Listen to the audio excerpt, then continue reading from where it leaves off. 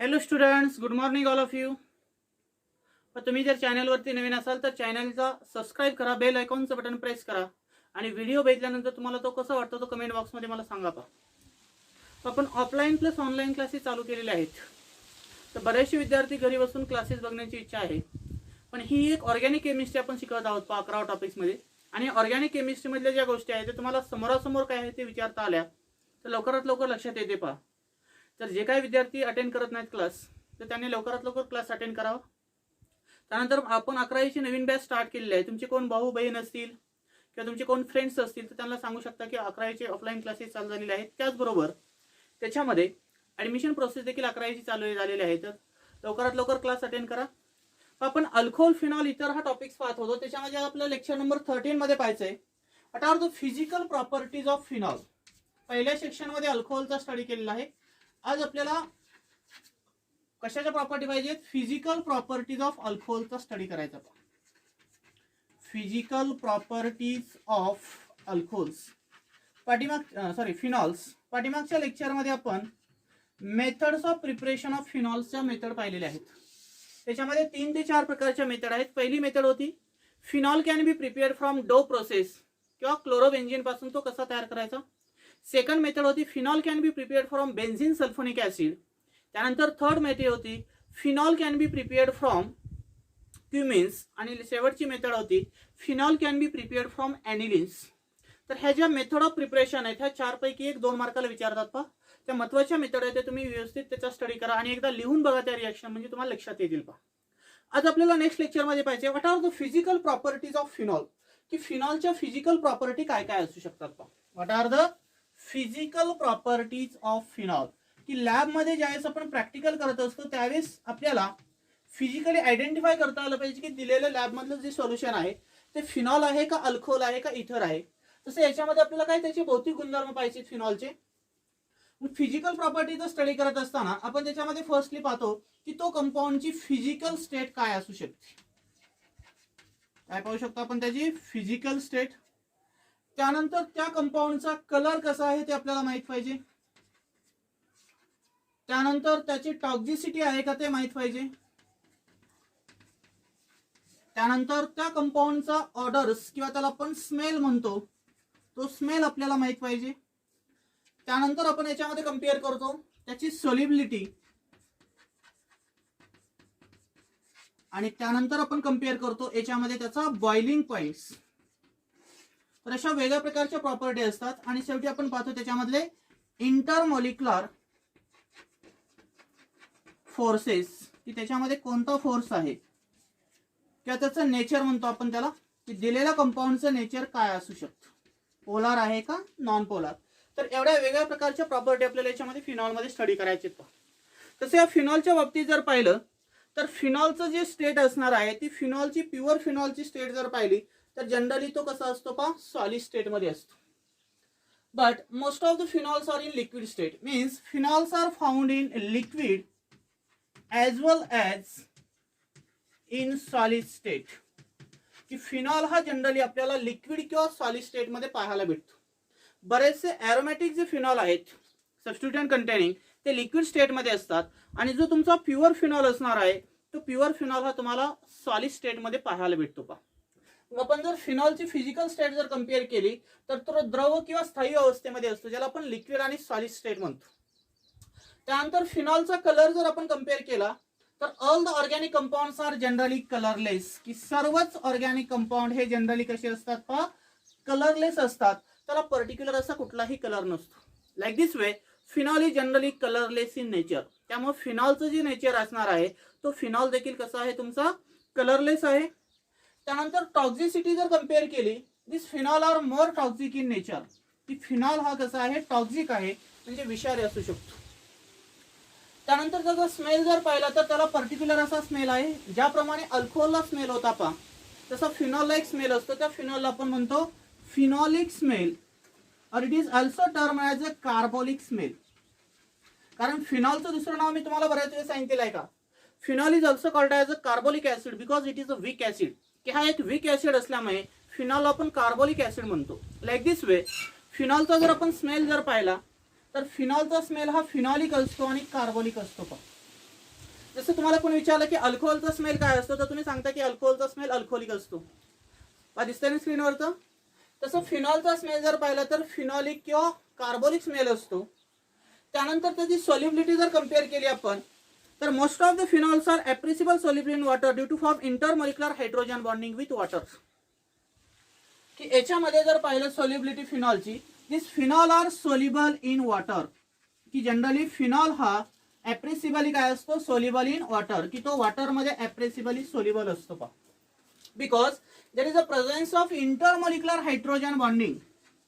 त्याच्यामध्ये कोणती बॉन्डिंग असते पा, इंटरमॉलिक्युलर हायड्रोजन बॉन्डिंग प्रेझेंट असल्यामुळे फिनॉल हा तुमचा वॉटरमध्ये सोल्युबल असतो ॲप्रेसिबली. म्हणजे कमी प्रमाणामध्ये फिनॉल हा वॉटरमध्ये सोल्युबल असतो. Because this phenol are treated with water. जर आपण फिनॉल आणि वॉटरची जर रिएक्शन केली तर फिनॉलमध्ये OH ग्रुप आहे आणि तुमचा अशा प्रकारचा एक वॉटर मॉलिक्यूल असेल. फिनॉल आणि वॉटरची जर आपण सॉल्युबिलिटी कम्पेअर केली तर याच्यामध्ये इंटरमॉलिक्युलर हायड्रोजन बॉन्डिंग असते पा. कोणती बॉन्डिंग म्हणायची याला, इंटरमॉलिक्युलर हायड्रोजन बॉन्डिंग. तुम्हाला पाठीमागच्या लेक्चरमध्ये मी सांगितलं होतं पा, in between the two molecule और in between the two different molecule. मग ते दोन मॉलिक्यूल सारखे असतील किंवा वेगळे असतील, means in between the two same और two different molecule there exist the intermolecular hydrogen bonding. की दोन सारख्या मॉलिक्यूल मध्ये किंवा दोन वेगळ्या मॉलिक्यूल मधली जी बॉन्डिंग असणार आहे ती बॉन्डिंग म्हणजे हायड्रोजन बॉन्डिंग असते. पण कोणती हायड्रोजन बॉन्डिंग असते रे, इंटरमॉलिक्युलर हायड्रोजन बॉन्डिंग. तसं फिनॉल हा पाण्यामध्ये ॲप्रेसिबली सोल्युबल आहे, कारण तो वॉटर सोबत काय करतो, एक इंटरमॉलिक्युलर हायड्रोजन बॉन्डिंग तयार करतो. पण आपण इथे सांगू शकतो means most of the phenols are appreciably soluble in water because it is shows the intermolecular hydrogen bonding with water molecule. की ते वॉटर मॉलिक्यूल सोबत हायड्रोजन बॉन्डिंग शो करतात. त्यानंतर याच्यामध्ये नेचर जर पाहिलं तर फिनॉलमध्ये हायड्रॉक्सिल ग्रुप प्रेझेंट असतो पा, म्हणजे OH group. Due to presence of OH group it is a polar in nature. आणि त्याच्यामध्ये हायड्रॉक्सिल ग्रुप प्रेझेंट असल्यामुळे ते फिनॉलचं जे नेचर आहे ते देखील कसं असतं, पोलार नेचर आहे. आणि पोलार नेचर असल्यामुळे याच्यामधले जर बॉन्डिंग जर पाहिली तर इंटरमॉलिक्युलर हायड्रोजन बॉन्डिंग आहे आणि त्या इंटरमॉलिक्युलर हायड्रोजन बॉन्डिंगमुळे हे मॉलिक्यूल एकमेकाच्या क्लोज येतात आणि त्याचं नेचर हे कसं असतं, पोलार नेचर आहे. Means due to presence of intermolecular hydrogen bonding this phenol are polar in nature like this way alcohol. की ज्याप्रमाणे अल्कोहोल हा पोलार असतो त्याप्रमाणे फिनॉल देखील काय असतो, तुमचा पोलार असतो. आणि त्यात सगळ्यात महत्वाची प्रॉपर्टी आहे तो फिजिकल कॉन्स्टंट. मी सांगितलं की दिलेला फिनॉल हा काही लिक्विड स्टेट मध्ये असतो तर काही सॉलिड स्टेट मध्ये असतो. जर एखादा फिनॉल जर सॉलिड स्टेट मध्ये असेल तर त्यावेळेस समजा तुमच्याकडे अशा प्रकारचा कंपाऊंड आहे पॅरा नायट्रोफिनॉल. कोणता कंपाऊंड आहे तुमच्याकडे, पॅरा नायट्रोफिनॉल हा कंपाऊंड आहे. म्हणजे या पॅरा नायट्रोफिनॉलचा जर आपण मेल्टिंग पॉइंट जर कम्पेअर केला तर याचा मेल्टिंग पॉइंट आहे साधारण 114 डिग्री सेल्सिअस. किती आहे, 114 डिग्री सेल्सिअस. पण आपण काही लिक्विड कंपाऊंड जर कम्पेअर केलं, जसं की तुमच्याकडे असेल फिनॉल, प्युअर फिनॉल जर पाहिला तर तो लिक्विड स्टेट मध्ये असेल आणि त्याचा बॉइलिंग पॉइंट जर पाहिला तर 182 डिग्री सेल्सिअस असतो. किती असतो, 182 डिग्री सेल्सिअस. त्यानंतर पॅराक्रिसॉलचा जर बॉइलिंग पॉइंट आपण कम्पेअर केला, CH3 आणि पॅरा पोझिशनला OH, याचा बॉइलिंग पॉइंट जर कम्पेअर केला तर 202 डिग्री सेल्सिअस असतो पा. किती असतो, 202 डिग्री सेल्सिअस. आणि ऑर्थो नायट्रोफिनॉलचा जर बॉइलिंग पॉइंट आपण कम्पेअर केला, ऑर्थो नायट्रोफिनॉल याचा बॉइलिंग पॉइंट जर कम्पेअर केला तर याचा बॉइलिंग पॉइंट असतो 217 डिग्री सेल्सिअस. काय असते त्याचा बॉइलिंग पॉइंट, 217 डिग्री सेल्सिअस. मग आपल्याला बॉइलिंग पॉइंट ही प्रॉपर्टी जनरली माहित आहे पा. If boiling point are increases with increasing their molecular mass. की एखाद्या ऑर्गॅनिक कंपाऊंडचं जर मॉलिक्युलर मास वाढत गेलं तर त्याचा बॉइलिंग पॉइंट हा तुम्हाला इन्क्रीज झालेला दिसतो. मग समजा आपण इथं जर पाहिलं तर फिनॉलमध्ये मॉलिक्युलर मास कमी असेल, याच्यामध्ये जर पाहिलं तर थोडंसं मॉलिक्युलर मास जास्त आहे आणि ऑर्थो नायट्रोफिनॉलमध्ये सगळ्यात जास्त मॉलिक्युलर मास आहे. Means if molecular mass are increases from top to bottom their boiling point is also increases. जर एखाद्या ऑर्गॅनिक कंपाऊंड मध्ये त्याचं मॉलिक्युलर वेट जर वाढत जात असेल तर त्याचा बॉइलिंग पॉइंट देखील तुम्हाला इन्क्रीज झालेला दिसतो. म्हणून ह्या तीन लिक्विड मध्ये जर पाहिलं तर फिनॉलचा ऍक्च्युअल बॉइलिंग पॉइंट आहे 182 डिग्री सेल्सिअस. पॅराक्रिसॉलचं बॉइलिंग पॉईंट आहे 202 डिग्री सेल्सिअस, म्हणजे याच्यापेक्षा याचं मास थोडंसं जास्त आहे कारण एक मिथिल ग्रुप ऍड झाला. नंतर इथं जर पाहिलं तर नायट्रो ग्रुपचं आहे, म्हणजे याचा मॉलिक्युलर मास जास्त असेल, म्हणून ह्या दोघांपेक्षा ऑर्थो नायट्रोफिनॉलचा जो बॉइलिंग पॉईंट आहे तो 217 डिग्री सेल्सिअस आहे. तसं पॅरा नायट्रोफिनॉल हा लिक्विड स्टेटमध्ये आहे, सॉलिड स्टेटमध्ये आहे, पण त्याचा मेल्टिंग पॉईंट जर आपण कम्पेअर केला तर तो आहे 114 डिग्री सेल्सिअस. म्हणजे याच्यामध्ये सांगायचं तात्पर्य काय आहे की प्रॉपर्टी तुम्हाला महत्वाचे लक्षात ठेवणं गरजेचं आहे. आता स्क्रीनशॉट काढून घ्या सुरुवातीला.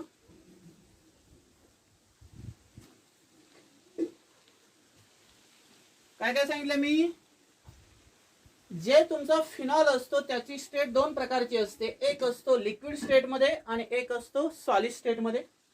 त्या फिनॉलचा कलर जर पाहिला तर तो कलरलेस असतो. त्याची टॉक्झिसिटी कम्पेअर केला तर तो मोर टॉक्झिक असतो. त्याचा स्मेल किंवा ऑर्डर कम्पेअर केला तर तो फिनॉलिक किंवा कार्बोलिक स्मेल असतो त्याला. सोल्युबिलिटी जर पाहिली तर appreciable soluble in water because of their intermolecular hydrogen bonding between the phenol and water, की त्याच्यामुळे तो पाण्यामध्ये काहीसा सोल्युबल होतो जर ॲक्वियस फॉर्म मध्ये असेल तर. त्यानंतर त्याचं नेचर जर पाहिलं तर त्या फिनॉलमध्ये OH ग्रुप आहे, म्हणजे हायड्रॉक्सिल ग्रुप प्रेझेंट असल्यामुळे तो hydroxyl group intermolecular hydrogen bonding show करतो, म्हणून त्याचं नेचर जर पाहिलं तर त्याचं नेचर कसं आहे, पोलार इन नेचर आहे. आणि सगळ्यात शेवटची प्रॉपर्टी आहे boiling points. If molecular weight is increases their boiling point is also increases. Their boiling point is also increases. जर तुमचं मॉलिक्युलर मास वाढत गेलं तर त्याचा बॉइलिंग पॉइंट देखील काय होतो, इन्क्रीज होतो. जसं की ते एक्झाम्पल दाखवलं, फिनॉल, पॅराक्रिसॉल, ऑर्थो नायट्रोफिनॉल, आणि सॉलिड स्टेटमध्ये कोणता असतो, पॅरा नायट्रोफिनॉल. ओके. आता याच्यानंतर आपल्याला नेक्स्ट पॉइंट पाहायचा आहे. What are the chemical properties of phenol. ह्या झाल्या फिजिकल प्रॉपर्टीज. आता याच्यानंतर काय स्टडी करायचे पहा, केमिकल प्रॉपर्टीज ऑफ फिनॉल्स. त्या केमिकल प्रॉपर्टीच्या अगोदर एक तुम्हाला क्वेश्चन आहे पहा, तो क्वेश्चन मी सांगतो. समजा तुमच्याकडे असे दोन प्रकारचे कंपाऊंड्स आहेत.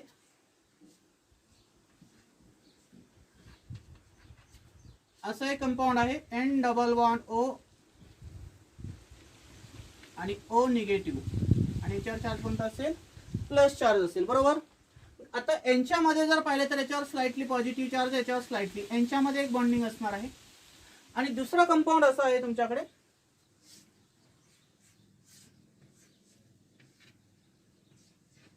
OH N double bond O आणि O निगेटिव्ह.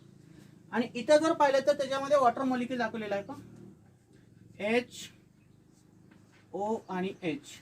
याच्यावर स्लाइटली पॉझिटिव्ह चार्ज असेल, याच्यावर स्लाइटली निगेटिव्ह. या साईडला सेम कंडिशन असेल, OH आणि H, slightly positive, slightly negative. आता पहा, याला म्हणतो आपण ऑर्थो नायट्रोफिनॉल. काय म्हणायचं याला, ऑर्थो नायट्रोफिनॉल. आणि याला म्हणतो आपण पॅरा नायट्रोफिनॉल. काय म्हणायचं याला, पॅरा नायट्रोफिनॉल. तुम्हाला असा क्वेश्चन आहे, why para nitrophenol is more soluble in water than the ortho nitrophenol. की ऑर्थो नायट्रोफिनॉल पेक्षा पॅरा नायट्रोफिनॉल हा पाण्यामध्ये का जास्त सोल्युबल आहे, असं त्यांनी क्वेश्चन विचारलेला आहे तुम्हाला. पहा, याच्यामध्ये याची सोल्युबिलिटी दिलेली आहे तुम्हाला 0.2 आणि 1.7 gram per 100 gram of water. याच्यामध्ये हा लेस सोल्युबल आहे पाण्यामध्ये आणि हा मोर सोल्युबल आहे. कशामुळे असू शकतो, जर आपण दोन्ही स्ट्रक्चर जर ऑब्झर्व केले, स्ट्रक्चर नंबर फर्स्ट आणि स्ट्रक्चर नंबर सेकंड, तर स्ट्रक्चर नंबर फर्स्टला आपण म्हणतो ऑर्थो नायट्रोफिनॉल, आणि यांच्यामध्ये जर पाहिलं तर इंट्रामोलिक्युलर हायड्रोजन बॉन्डिंग असते. कोणती बॉन्डिंग असते, इंट्रामोलिक्युलर हायड्रोजन बॉन्डिंग. तसं याच्यामध्ये जर आपण कम्पेअर केलं तर याच्यामध्ये जी बॉन्डिंग असते त्याला म्हणायचं इंटरमोलिक्युलर हायड्रोजन बॉन्डिंग. काय म्हणणार तुम्ही याला, इंटरमोलिक्युलर हायड्रोजन बॉन्डिंग. मग ऑर्थो मध्ये जर पाहिलं तर स्ट्रॉंग इंट्रामोलिक्युलर हायड्रोजन बॉन्डिंग प्रेझेंट आहे, आणि पॅरा नायट्रोफिनॉल मध्ये स्ट्रॉंग इंटरमोलिक्युलर हायड्रोजन बॉन्डिंग प्रेझेंट आहे. त्याच्यामध्ये ऑर्थो नायट्रोफिनॉल मध्ये स्ट्रॉंग इंट्रामोलिक्युलर हायड्रोजन बॉन्डिंग प्रेझेंट आहे. पण याचं वॉटर सोबत जर अट्रॅक्शन जर पाहिलं तर इथं इंट्रामोलिक्युलर बॉन्डिंग असल्यामुळे ऑर्थो नायट्रोफिनॉलचं वॉटर सोबतचं जे इंटरॅक्शन असणार आहे ते इंटरॅक्शन कसं असतं, वीक आहे. means orthonitrophenol shows the intramolecular hydrogen bonding is stronger, but due to their stronger intramolecular hydrogen bonding with water, its interaction is weak. पण या ऑर्थोनायट्रोफिनॉलचं जर आपण वॉटर सोबत इंटरॅक्शन जर पाहिलं तर हे इंटरॅक्शन कसं आहे, वीक आहे. तसं पॅरानायट्रोफिनॉल मध्ये जर पाहिलं तर पॅरानायट्रोफिनॉल मध्ये स्ट्रॉंगर इंटरमोलिक्युलर हायड्रोजन बॉन्डिंग प्रेझेंट असते आणि स्ट्रॉंगर इंटरमोलिक्युलर हायड्रोजन बॉन्डिंग प्रेझेंट असल्यामुळे पॅरानायट्रोफिनॉल आणि वॉटर मधलं जे इंटरॅक्शन असणार आहे ते इंटरॅक्शन कसं असतं, स्ट्रॉंग इंटरॅक्शन आहे. But we know that the solute and solvent having the stronger interaction, the solubility is more. पण आपल्याला माहित आहे पहिल्यापासून की सोल्यूट आणि सॉल्व्हंटचं इंटरॅक्शन जर स्ट्रॉंगर असेल तर ते पाण्यामध्ये काय असतो, मोर सोल्युबल असतो. इथं मी काय रिझन सांगितलं, ऑर्थोनायट्रोफिनॉल मध्ये कोणती बॉन्डिंग असते, स्ट्रॉंग इंट्रामोलिक्युलर हायड्रोजन बॉन्डिंग असते. पण ती स्ट्रॉंग इंट्रामोलिक्युलर हायड्रोजन बॉन्डिंग जर आपण वॉटर सोबत कंपेअर केली तर ऑर्थोनायट्रोफिनॉल आणि वॉटर मधलं इंटरॅक्शन हे कसं असतं, वीक आहे. मग सोल्यूट आणि सॉल्व्हंट मधलं इंटरॅक्शन जर वीक असेल तर याची सोल्युबिलिटी कशी असते, कमी असते. Due to this orthonitrophenol is less soluble in water, म्हणून तो वॉटर मध्ये काय असतो, कमी सोल्युबल असतो.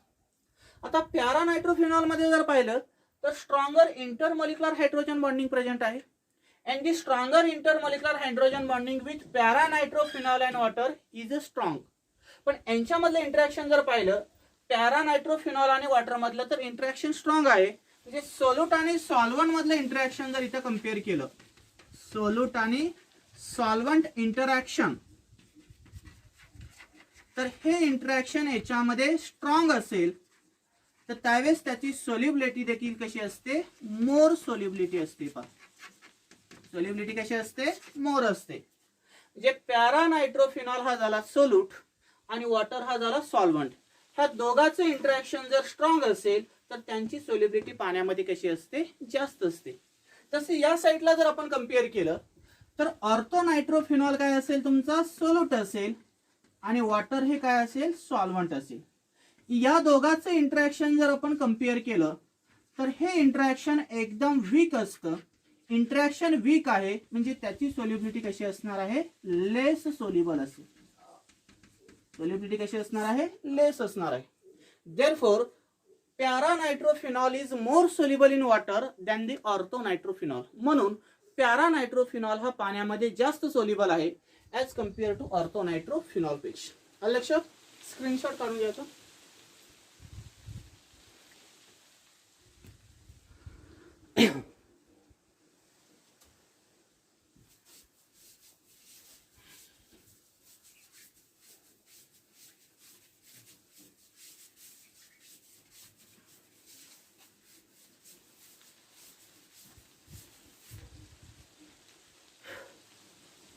त्यानंतर नेक्स्ट पॉइंट आहे केमिकल प्रॉपर्टीज ऑफ फिनॉल्स. काय पाहिजे आपल्याला, chemical properties of phenols. Chemical properties of phenols. मग केमिकल प्रॉपर्टीज ऑफ फिनॉल्स मध्ये आपल्याला फर्स्टली स्टडी करायचे laboratory test of phenols. Laboratory test of phenols. Laboratory test of phenols. जसं आपण अल्कोहोलच्या काही टेस्ट पाठीमागे पाहिले होते पहा, तसं याच्यामध्ये आपल्याला फर्स्ट टेस्ट पाहिजे लिटमस टेस्ट.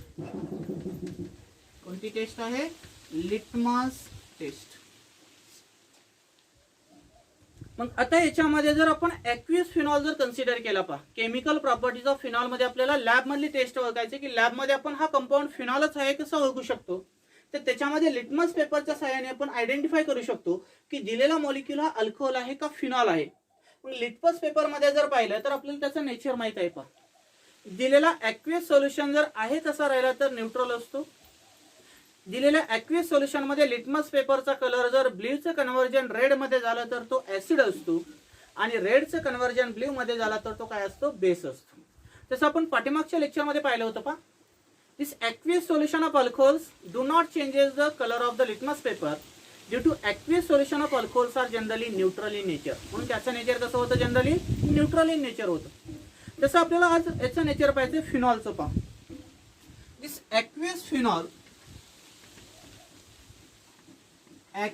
फिनॉल जर पाहिला तर तो आपण लिटमस पेपरच्या सहाय्याने जर चेक केला तर aqueous phenol turns blue litmus paper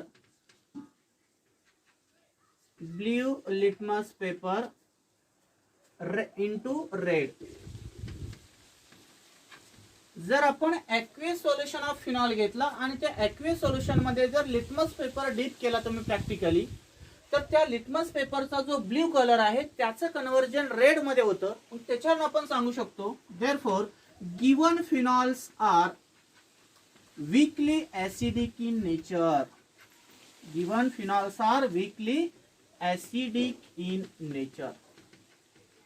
तसं अल्कोहोलची टेस्ट जर आपण केली तर अल्कोहोल मध्ये कलर चेंज होत नाही, ब्ल्यू किंवा रेड कलर येत नाही, आहे तसा लिटमस पेपरचा कलर राहतो. म्हणून दिलेला अल्कोहोल हा लिटमस पेपरच्या सहाय्याने चेक केलं असतं, त्याचं नेचर हे न्यूट्रल असतं.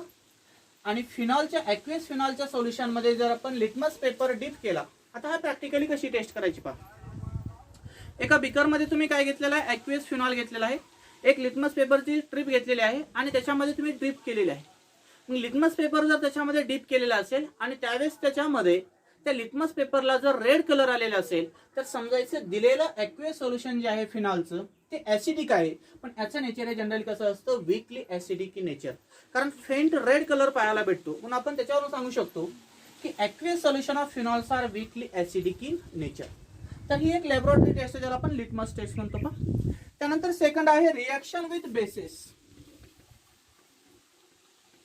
रिॲक्शन्स विथ बेसिस, की फिनॉलची रिॲक्शन बेस सोबत होईल का आणि कोणकोणत्या बेस सोबत होऊ शकते आणि काय प्रोडक्ट तयार होतो हे आपण लॅबोरेटरीमध्ये चेक करत असतो. मीन्स रिॲक्शन विथ बेसिस याच्यामध्ये फर्स्ट आहे पण phenol do not react with sodium bicarbonates. की फिनॉलची रिॲक्शन सोडियम बाय कार्बोनेट सोबत होत नाही. Means phenol do not react with sodium bicarbonates. Means there is no reaction. की फिनॉलची रिॲक्शन ही सोडियम बाय कार्बोनेट सोबत होत नाही. Because acid strength of phenols being very low. की फिनॉलची जी ऍसिडिक स्ट्रेंथ आहे ती कमी असल्यामुळे तो sodium bicarbonate base सोबत रिॲक्ट होत नाही. But phenol are react with strong base like NaOH. पण फिनॉलची रिॲक्शन ही ॲक्वियस NaOH सोबत होऊ शकते. Means phenol are react with aqueous NaOH. There is a formation of phenoxide ions.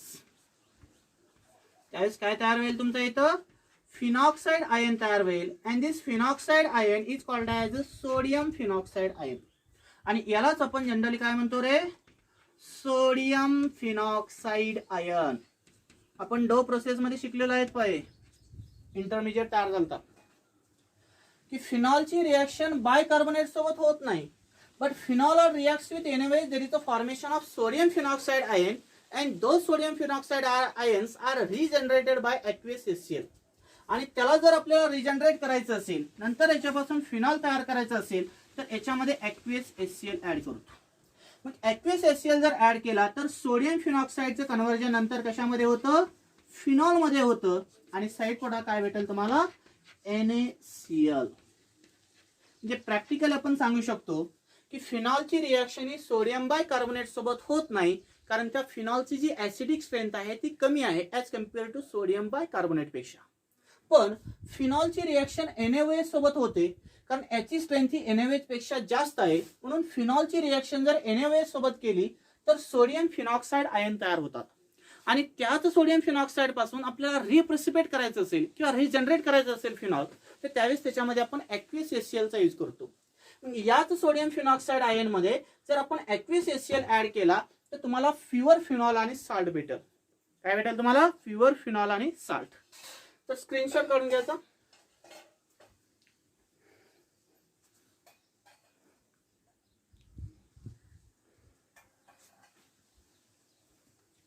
पण त्याच्यानंतर याच्यामध्ये लॅबोरेटरी मधले तिसरी टेस्ट आहे reaction with ferric chlorides.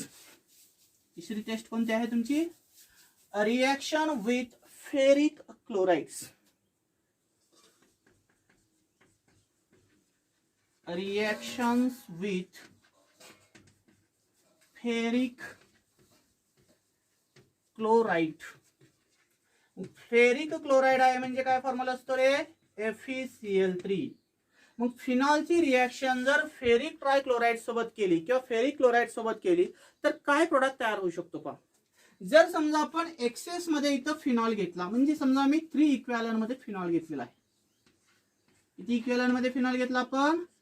3 equivalent मध्ये फिनॉल घेतलेला आहे आणि त्याची रिएक्शन जर आपण neutral freshly prepared ferric chloride सोबत केली, neutral freshly prepared ferric chloride सोबत जर त्याची रिएक्शन केली तर त्याच्यापासून एक इंटरमिजिएट तयार होतो. काय तयार होतो? त्याच्यापासून एक इंटरमिजिएट तयार होतो. तर अशा प्रकारचा एक इंटरमिजिएट तयार होतो. ओ आहे तसा राहील आणि या साईडला काय असतील तुमचे? फेरिक ग्रुप असेल आणि 3 इक्विव्हॅलंट ऑफ HCl. अशा प्रकारचा फेरिक फिनॉक्साइड आयन जर एक्झिस्ट होत असेल तर याचा जो कलर असतो तो डीप पर्पल कलर पाहायला भेटतो. काय पाहायला भेटतो? डीप पर्पल कलर पाहायला भेटतो. Means phenol reacts with a neutral ferric chloride solution to gives deep purple color of ferric phenoxide solution. आणि हे जो कंपाऊंड तयार झालेला आहे याला म्हणायचं फेरिक फिनॉक्साइड सोल्युशन. अशा प्रकारचा एक फेरिक फिनॉक्साइड आहे. तर ज्यावेळेस आपण फिनॉल मध्ये, याच्यामध्ये फिनॉल मध्ये जर freshly prepared neutral FeCl3 solution जर ऍड केलं आणि त्याला थोडंसं वॉर्म जर केलं तर त्याच्यापासून डीप पर्पल कलरचा किंवा व्हायलट कलरचा किंवा ग्रीन कलरचा फेरिक फिनॉक्साइड तयार होतो. याच्यावरून आपण ऑब्झर्व करू शकतो की फिनॉलची रिएक्शन FeCl3 सोबत केली असता पर्पल कलर जर त्या टेस्ट ट्यूब मध्ये आला तर समजायचं दिलेल्या कंपाऊंड मध्ये फिनॉलिक फंक्शनल ग्रुप प्रेझेंट आहे. म्हणजे याच्यामध्ये लॅबोरेटरीची आपण 3 टेस्ट पाहिल्या पहा. कोणकोणती पहिली? लिटमस पेपर टेस्ट घेतली. लिटमस पेपरवरून आपल्याला माहित झालं की फिनॉलचं नेचर हे वीकली ऍसिडिक नेचर आहे, कारण त्या लिटमस पेपरचा कलर पहिल्यांदा ब्ल्यू होता, त्याचं कन्व्हर्जन रेड मध्ये झालं. जर ब्ल्यूचं कन्व्हर्जन रेड मध्ये होत असेल तर आपण आयडेंटिफाय करत असतो की दिलेला जो सोल्युशन आहे ते ऍसिडिक आहे. त्याप्रमाणे फिनॉलचं नेचर हे वीकली ऍसिडिक आहे, कारण त्याच्यामध्ये आपल्याला फेंट रेड कलर लिटमस पेपरचा पाहायला भेटला. त्यानंतर आपण सेकंड कंडिशन पाहिली की रिएक्शन विथ बेस, की फिनॉलची रिएक्शन बेस सोबत होऊ शकते का? जर फिनॉलची रिएक्शन जर आपण सोडियम बायकार्बोनेट सोबत केली तर सोडियम बायकार्बोनेटची जी बेसिसिटी असणार आहे ती ॲज कम्पेअर टू फिनॉल पेक्षा जास्त असल्यामुळे आणि फिनॉलची ऍसिडिक स्ट्रेंथ कमी असल्यामुळे फिनॉल हा सोडियम बायकार्बोनेट मध्ये रिएक्ट होत नाही, but it reacts with NaOH. पण त्याची रिएक्शन ही स्ट्रॉंग बेस सोबत होते आणि त्याच्यापासून एक सोडियम फिनॉक्साइड आयन तयार होतो आणि त्याच सोडियम फिनॉक्साइड मध्ये जर आपण डायल्यूट HCl ऍड केलं तर त्याच्यापासून तुमचा प्युअर फिनॉल आणि साल्ट हा साइड प्रोडक्ट भेटतो. याच्यावरून आपण आयडेंटिफाय करू शकतो की phenol are does not react with sodium bicarbonate but it reacts with aqueous NaOH. Also phenol are reacts with FeCl3. म्हणजे फिनॉलची रिएक्शन NaOH सोबत होते आणि फेरिक क्लोराइड सोबत देखील होते. ओके, तर ह्या झाल्या 3 लॅबोरेटरी टेस्ट. आता आपण याच्यामधला एक डिफरन्स पाहू पहा. याचा स्क्रीनशॉट काढून घ्या.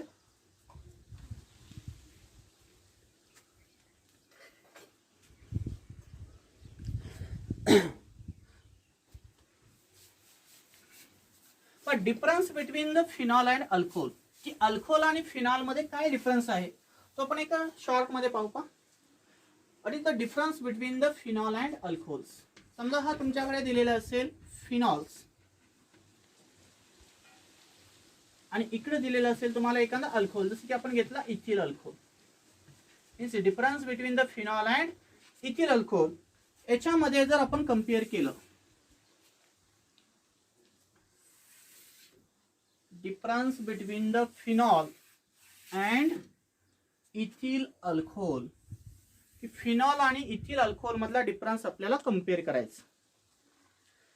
आता सुरुवातीला जर आपण पाहिलं फिनॉल मध्ये, this phenol is low melting solid, ज्याचा मेल्टिंग पॉइंट कमी आहे आणि तो सॉलिड स्टेट मध्ये आहे असा एक फिनॉल आहे पहा. Means phenol is a low melting solid, की फिनॉलचं नेचर हे सॉलिड स्टेटमध्ये आहे आणि त्याचा मेल्टिंग पॉईंट कसा आहे, कमी आहे. तसं इथिल अल्कोहोल जर पाहिला तर ethyl alcohol is in liquid state. Ethyl alcohol कोणत्या स्टेटमध्ये असतो रे, लिक्विड स्टेटमध्ये असतो. आणि फिनॉल हा कोणत्या स्टेटमध्ये असतो, सॉलिड स्टेटमध्ये. त्यानंतर सेकंड प्रॉपर्टी जर आपण याच्यामध्ये कंपेअर केली तर ॲक्वियस सोल्युशन ऑफ फिनॉल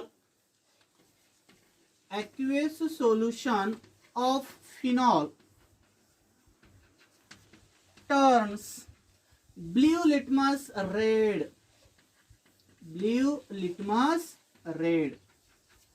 जर आपण ॲक्वियस सोल्युशन ऑफ फिनॉल हा लिटमस पेपरच्या सहाय्याने चेक केला असता, ब्ल्यू लिटमसचं कन्व्हर्जन रेड मध्ये होतं. याच्यावर आपण सांगू शकतो that is it is a weekly acidic in nature. म्हणून फिनॉल हा कसा असतो, वीक ऍसिड असतो. पहा तसं अल्कोहोलच्या बाबतीत जर पाहिलं तर काय सांगता येईल, अल्कोहोलच्या बाबतीत aqueous solution of ethyl alcohol, aqueous solution of ethyl alcohol is neutral to litmus paper. की लिटमस पेपरच्या साहाय्याने जर आपण इथिल अल्कोहोलची जर टेस्ट केली तर त्याचा नेचर काय दाखवतं, न्यूट्रल. तसं फिनॉलची जर आपण लिटमस पेपरच्या साहाय्याने टेस्ट केली तर त्याचा नेचर कसा आहे, वीकली ऍसिडिक नेचर आहे. त्यानंतर तिसरी कंडिशन आपल्याला सांगता येते, phenol are reacts with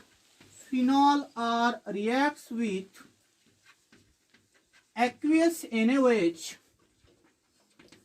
Phenol reacts with aqueous NaOH to form sodium phenoxide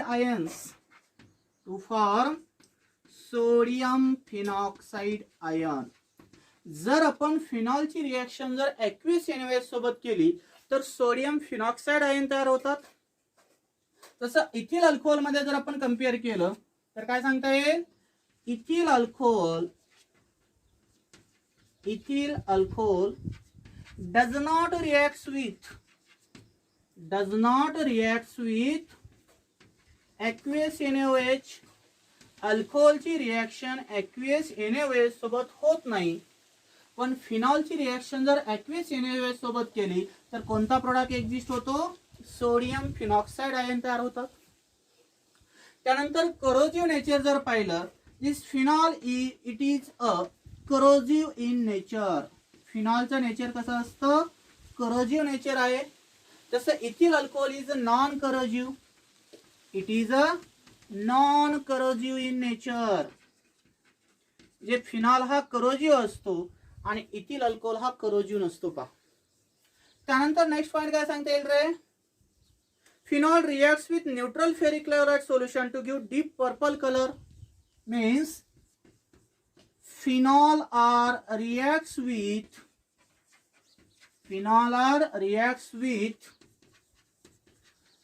neutral FeCl3 solution to form deep purple colored solution.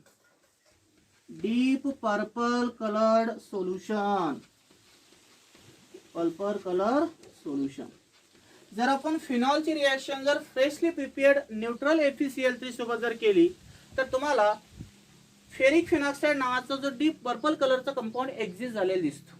तसं ethyl alcohol does not react with neutral ferric trichloride solution. Ethyl alcohol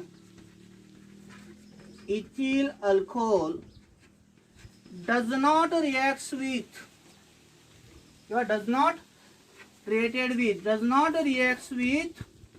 FeCl3 solution.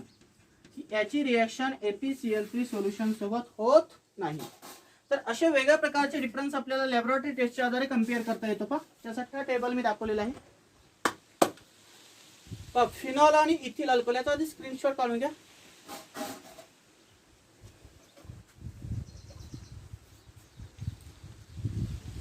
काय सांगितलं सुरुवातीला मी difference, phenol is a low melting solid, की phenol हा solid state मध्ये असतो.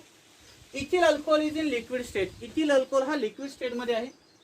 Second point पहा आहे, aqueous solution of phenol turns blue litmus paper red, that is weakly acidic in nature. की याचा नेचर आहे कसा आहे, weakly acidic नेचर आहे. aqueous solution of ethyl alcohol is neutral in litmus paper. याचा nature कसा आहे, न्यूट्रल इन नेचर आहे. Phenol reacts with NaOH to form sodium phenoxide आहे. हा NaOH सोबत रिएक्ट होतो आणि एक आयन तयार करतो. Ethyl alcohol does not react with aqueous NaOH, त्याची NaOH सोबत रिएक्शन होत नाही. फिनॉल आर करोजिव्ह नेचर, त्याला करोजन आल्यासारखं वाटतं किंवा तयार होऊ शकतो. तसं इथिल अल्कोहोलवर करोजन येत नाही, means it is a non corrosive material, but phenol is a corrosive material. Phenol reacts with neutral ferric trichloride solution to form deep purple coloured solution. जर फिनॉलची रिएक्शन जर FeCl3 सोबत केली तर पर्पल कलरचं solution taste 2 मध्ये तयार होतं. Like this way ethyl alcohol does not react with ferric trichloride solution. पण इथिल अल्कोहोलची फेरिक ट्रायक्लोराइड सोल्युशन सोबत रिएक्शन होत नाही. तर त्याच्यानंतर आता आपल्याला नेक्स्ट पॉइंट पाहायचा, हे झालं लॅबोरेटरी टेस्ट आणि त्याच्यामधला डिफरन्स.